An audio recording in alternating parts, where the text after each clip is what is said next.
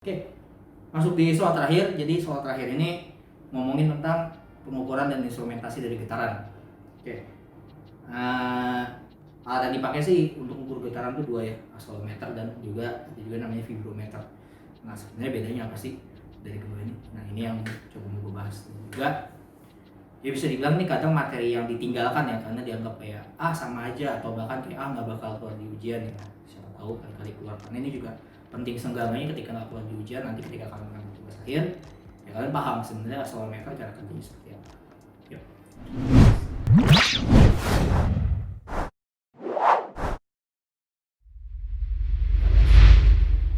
Oke, ini ada soal di sini, bisa baca pelan-pelan. Jadi ada spring mass damper system. Oke, dia punya natural frekuensinya 100 Hz. Terusnya damping konstannya nilai C-nya 20 Newton second per meter. Digunakan sebagai akselerometer ya untuk mengukur getaran di mesin yang measure mesin beroperasi di 3000 rpm. Kalau percepatan akselerasinya itu yang sesungguhnya itu 10 meter per second dan yang terekam itu 9 meter per second kuadrat, temukan massa dan konstanta pegas dari akselerometer. Jadi kalau tanya akselerometer seperti apa, tuh ada di gambarnya di sebelah kanan kalian. Oke, bentuknya seperti ini. Modelnya ini salah satu mereknya ya, PCB sebenarnya merek itu. Nah, terus kalau si akselerometer ini dibelah ya, dibuka di bagian dalamnya itu sebenarnya seperti apa sih? Itu di sebelah kanannya kalian lagi tuh. Nah, kalau lebih sebenarnya itu isinya disederhanakan ya. Ada massa, ada pegas, ada si dampak seperti itu. Nah, jadi kalau kalian itu nantinya ya menggunakan akselerometer, karena dulu juga gue pernah menggunakan akselerometer itu untuk salah satu tugas gue di sinyal sistem itu untuk mengukur getaran dari motor listrik. Dan gue pengen lihat ketika dia dirangkai menjadi delta ataupun start itu nantinya akan seperti apa sih, apa yang berpengaruh. Ternyata pengaruh hanya amplitudonya ya, itu kan sesuai dengan teorinya ya kalau kalian ambil penggerak elektrik. Nah, balik ke soal. Nah, kalau kalian mau tahu lebih detail lagi itu di bagian bawahnya itu ada tuh, gue kasih gambar juga. Itu ada preloading ring, triangular center post, dan kawan-kawan piezoelektrik yaitu elemen pengubahnya. Situ terus ada seismic mesh-nya seperti itu. Jadi ini kurang lebih akselerometer. Cara pakai gimana? Biasanya dia ada mesin, itu langsung ditaruh aja di atasnya, ditempelin. Nah, itu yang kalian ambil nanti pakai ya adalah rangkaian-rangkaian seperti itu untuk data akuisisinya. Nanti kalian bisa dapat tuh, oh perpindahannya seperti ini di frekuensi berapa. Nah, itu cara mengukur getaran ya. Nah, sebelum mulai ke turun, ini gue niatnya mau nurunin tapi nurunin secara singkat aja ya. Oke, ini coba gue hitung dulu deh di sini nilai R, nilai kawan-kawannya. Yang pertama gue hitung adalah nilai R dulu. Gimana? Omega per omega N. Oke, omega kita punya berapa tadi? 3000 rpm ya. Atau ini sama dengan 50 Hz. Oke, yang kedua ada omega N, itu sama dengan 2pi Fn ya, dimana si Fn itu adalah 100 Hz, maka jadinya 2pi kali 100 ya 200 pi lah. Ini omega 50 Hz ya, benar, bukan omega deh, ini F, salah F. Nah ini 2pi kali 200pi kali dengan 100 lah. Oke, udah bener 200 pi. Oke, nah kalau omeganya doang itu kan jadinya 2pi kali 50 atau 100 pi lah. Maka nilai R-nya itu sama dengan ya 100 bagi 200, jadinya 0,5. Ini gue tinggal dulu. Sekarang coba di akselerometer di sini.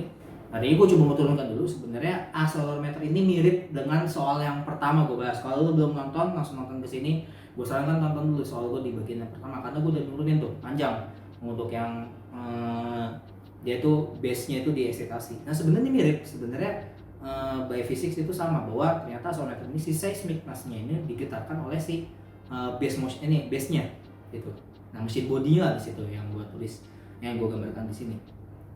Tadi apa? Ya udah coba, gue pengen sedikit coba bikin penurunannya untuk akselerometer karena perbedaannya cukup sedikit lah. Cukup sedikit, maksudnya perbedaan nggak terlalu banyak. Jadi ini seismic mesh-nya gue gambar seperti ini. Oke. biasa di tengah gue kasih gini, ini M ya, M seperti ini. Nah gue anggap aja dia geraknya ke atas, X ini FBD lah, free body diagram, FBD akselerometer. Sama, gue ngasumsikan di mana X lebih besar daripada Y, mirip ya tadi. Ini apa? Ada gaya apa aja yang bekerja? Ya tugas sama situ doang. Ini kan K X min Y. Oke, ini C X dot min Y dot. Oke, ya lagi, oh ya inersia. M X double dot. Oke, udah ya, cukup ya. Ada lagi. Sama dengan menerapkan sigma F sama dengan 0.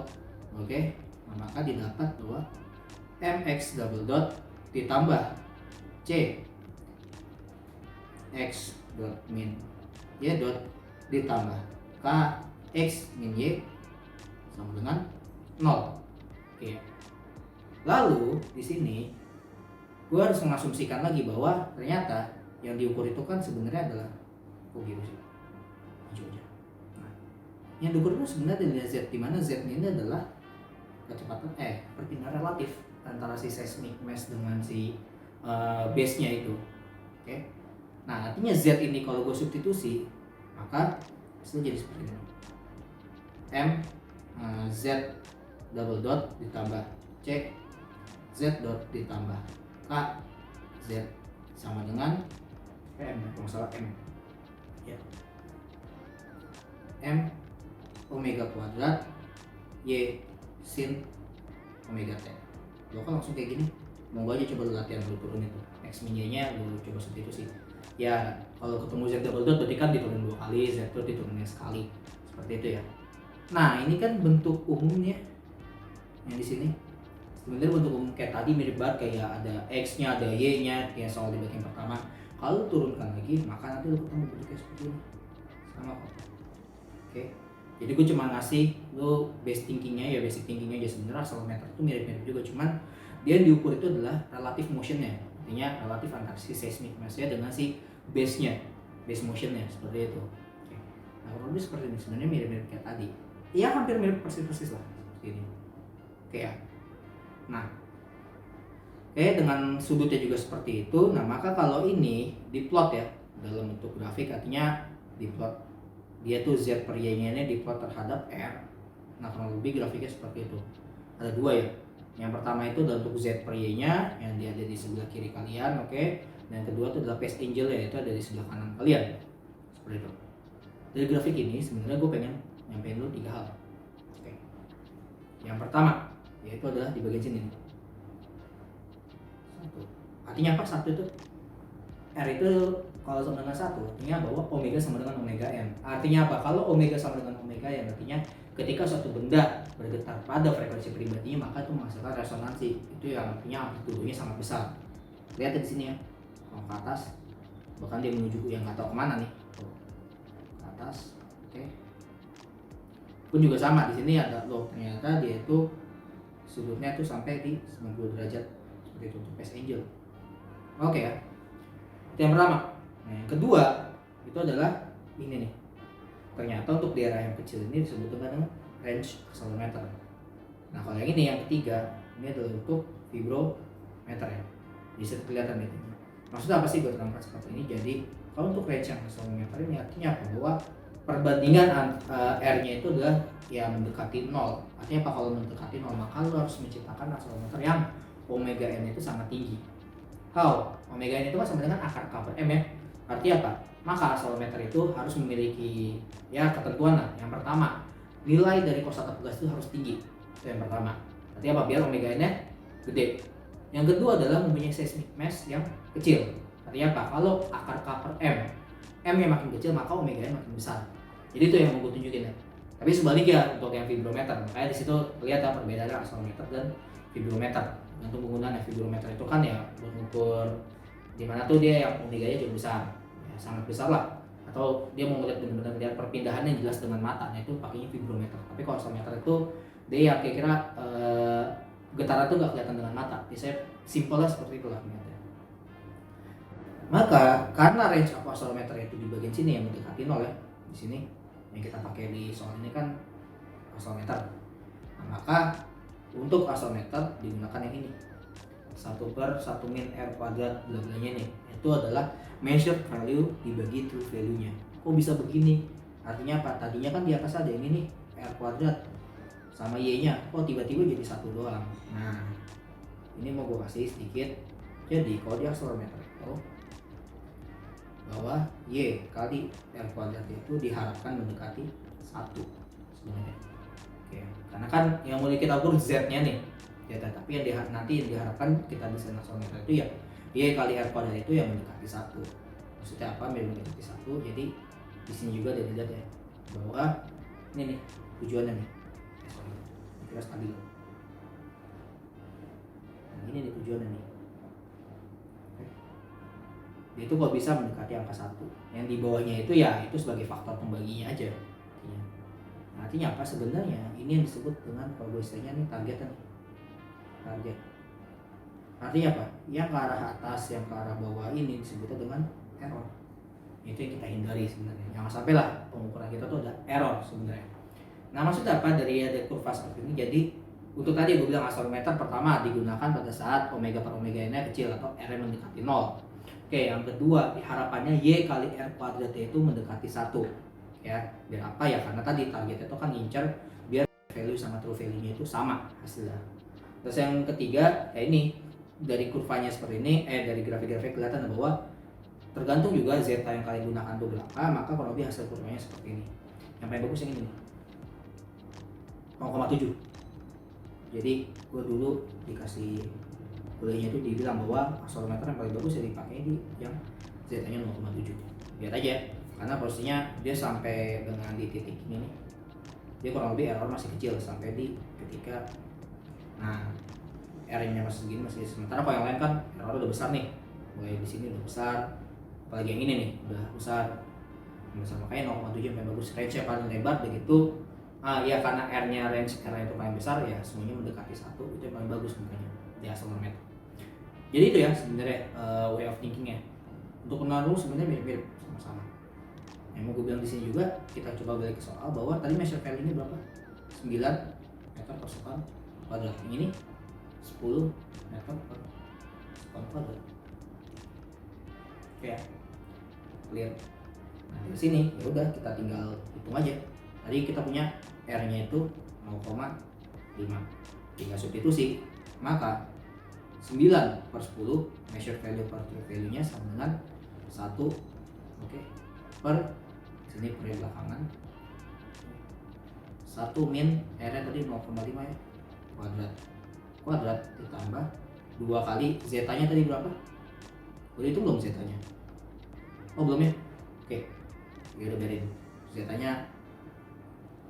Z-nya memang kita cari. Z 0,5 kuadrat ya, kuadrat pangkat setengah. Jadi tulisnya seperti itu aja. Oke. Nah dari sini artinya kalau kalian hitung maka kalian dapat Z-nya itu di 0,82. Oke. Artinya kalau di grafik sini berarti 0,82 itu ini bisa aja. Misalkan 0,82 ya bisa di sini lah. Kalau kita ngikutin trennya ini 0,82 bisa aja. Oke. Baik. Nah kalau Z-nya 0,82 artinya tadi apa? So nyari mesh sama spring constant. Ya udah di sini tinggal diputar-putar aja.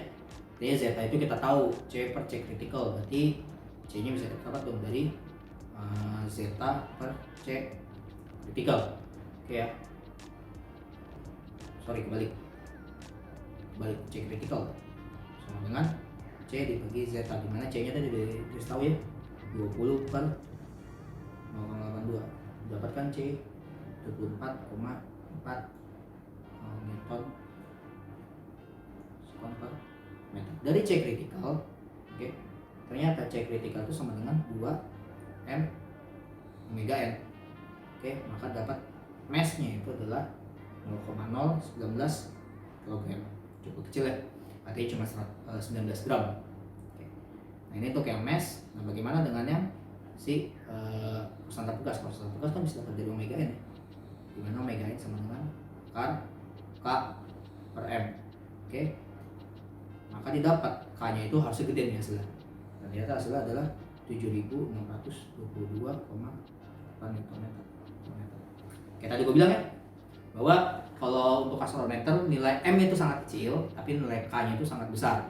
Jadi seperti itu untuk instrumentasi gitaran. Oke. Ingat, ketika kalian ngerjain soal kuis ataupun soal ujian, better kalian bikin DBW-nya turunkan. Jadi nggak langsung kayak gini. Ini kan gue cuma ngasih way of thinking, nanti ujung-ujungnya bisa jadi seperti ini juga nih. Tapi tetap buat kalian turunin aja, nggak ada salahnya kok. Latihan yang banyak.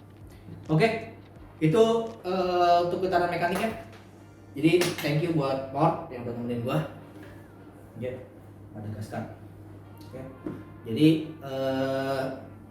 mungkin untuk getaran tinggal satu lagi sih, nanti nextnya tungguin aja. Gue juga bakal bahas yang 2 degree of freedom. Oke, 2 degree of freedom system ya. Jadi mobil tadi kan yang di soal sebelumnya itu adalah single degree of freedom. Nah, gimana kalau 2 degree of freedom? Artinya tadi yang ditinggal itu arah vertikal doang. Nah, bagaimana dia dalam arah ya ada sudutnya lah. Dan untuk artinya depan dan belakang misalkan konstanta pegasnya nggak sama gitu. Oke ya, itu ribet tuh, itu panjang. Mungkin gua nggak akan terlalu banyak soal, tapi gua bakal coba gali dari basic konsepnya. Ya kalau lebih itu getaran. Oke. Terus kalau misalnya lo mau nanya bagaimana dengan rotating and balance, mirip sebenarnya, sama-sama dia juga cara analisis DBW-nya sama. Cuman pengaruh dari massa tak balance itu, yuk mau cek di deskripsi itu ada video gue di matematika teknik yang membahas tentang massa tak balance. Itu ya. Jadi sekian dari gue, thank you. Tolong support gue ya, subscribe, like, dislike, komen, dan juga coba sharing ya ke teman-teman ya, teman-teman lo semua atau teman-teman beda jurusan atau beda universitas ya, kalau mau belajar ini mau gue di-share. Oke, sekian dan thank you.